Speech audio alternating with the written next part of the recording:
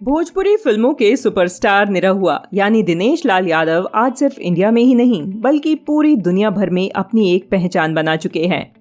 वह बिहार, यूपी और झारखंड तक ही नहीं बल्कि दुनिया भर में भोजपुरी स्टार निरहुआ की फैन फॉलोइंग करोड़ों की संख्या में है।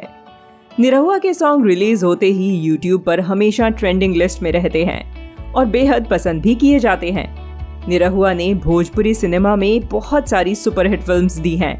आपको इस बात से हैरानी होगी कि दिनेश लाल यादव उर्फ निरहुआ की 15 भोजपुरी फिल्में अब तक ऐसी रिलीज हो चुकी हैं जो उन्हीं के नाम निरहुआ पर हैं। साथ ही वह भोजपुरी सिनेमा के हाईएस्ट पेड एक्टर्स में से भी एक हैं। लेकिन आपको ये जानकर हैरानी होगी कि भोजपुरी का ये मशहूर एक्टर निरहुआ कभी अपनी भारत माता की सेवा करना चाहता था। निरहुआ जी फौज में जाकर देश का सैनिक बनना चाहते थे, लेकिन उनका ये सपना कभी पूरा नहीं हो सका। हम आपको बताते हैं कि क्यों टूट गया निरहुआ का सोल्जर बनने का सपना। निरहुआ अपने बचपन से ही सैनिक बनना चाहते थे। दरअसल उनके परिवार के कई लोग सैनिक हैं, इसीलिए वह भी देश के वीर जवान बनकर देश की सेवा करना चाहते थे।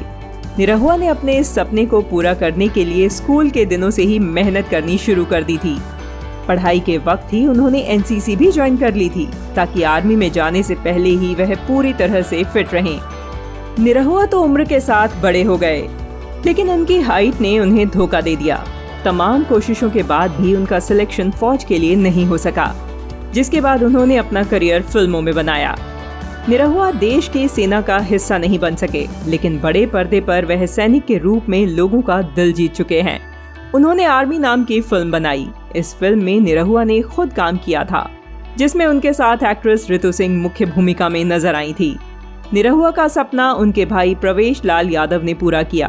प्रवेश लाल कुछ समय के लिए ही सही, पर भारतीय सेना का हिस्सा रहे। निरहुआ और उनके भाई ने भोजपुरी की बहुत सारी फिल्म्स इंडियन आर्मी के ऊपर बनाई हैं। क्या आप जानते हैं निरहुआ क्यों लगाते हैं अपने नाम के आगे हिंदुस्तानी? हम आपको बता दें कि वो इसलिए हिंदुस्तानी लगाते हैं क्योंकि एक बार निरहुआ स्कूल के दिनों में करिश्मा कपूर की राजा हिंदुस्तानी फिल्म देखने के लिए गए थे। जब वो पूरी फिल्म देखने के बाद लौटे तो उन्हें देर से आने की सजा मिली, लेकिन इस दिन के बाद से उन्होंने राजा हिंदुस्तानी फिल्म से प्रभावित होकर अपने नाम के आगे भी हिंदुस्तानी शब्द जोड़ लिया। तो दोस्तों, उम्मीद है कि निरहुआ के बारे में ये जानकारी आपको जरूर अच्छी लगी होगी।